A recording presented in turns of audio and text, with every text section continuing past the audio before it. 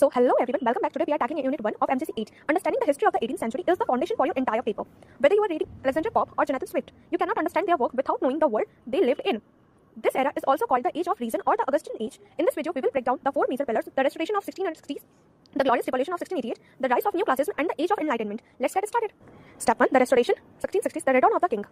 Basically, the restoration means to restore. In 1660s, the monarchy was brought back. For years, England was ruled by Oliver Cromwell and the Puritans, who were very strict. No dancing, no plays, no fun. But when King Charles II came back from France, he brought a love for art, fashion, and theatre with him. Literary change. Theatres reopened. For the first time, women were allowed to act on stage. The heroic couplet. Writers like John Dryden started using a very structured way of writing called the heroic couplet. Everything became more organized and polished. Step 2. The Glorious Revolution, 1688. Power to the couple.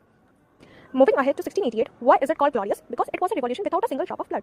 King James II was removed because he was too authoritarian. His daughter Mary and her husband William took over.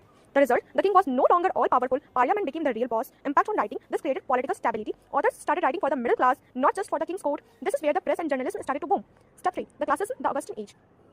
Now let's talk about Neoclassicism or Neoclassicism. Writers like Alexander Pope felt that the ancient Greeks and Romans, Homer, Virgil or Horace, were the masters of literature. The logic, they believed that to be a great writer, you must imitate the classics.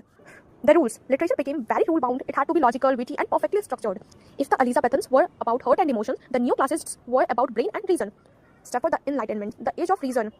Finally, the Enlightenment. This was an intellectual movement that swept across Europe. Science over superstition. People started asking why instead of just believing. Isaac Newton discovered gravity. John Locke talked about human rights. Rise of the novel. Because people wanted to read about real life and facts, the novel became the most popular form of literature. This is the era of Daniel Defoe and Samuel Richardson. Let's talk about key points for exams. If you're writing an answer on this topic, make sure to mention these 5 points, okay? First one is shift from poetry to prose. The 18th century is the age of prose. Satire, it was a favorite weapon of writers to critique society, example Gulliver's Travel.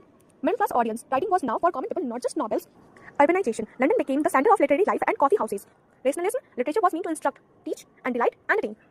To wrap it up, the 18th century started with the return of the king, restoration, moved to the power of parliament, glorious revolution, looked back at the ancients for inspiration, neoclassicism, and finally used science and logic to change the world. Enlightenment, it was a journey from chaos to order and from emotion to reason.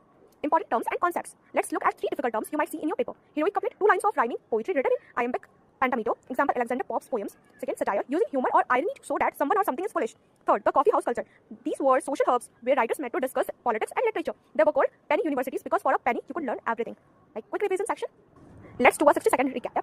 1660s, Charles II returns, theatres reopen. 1688, Glorious Revolution, constitutional monarchy begins.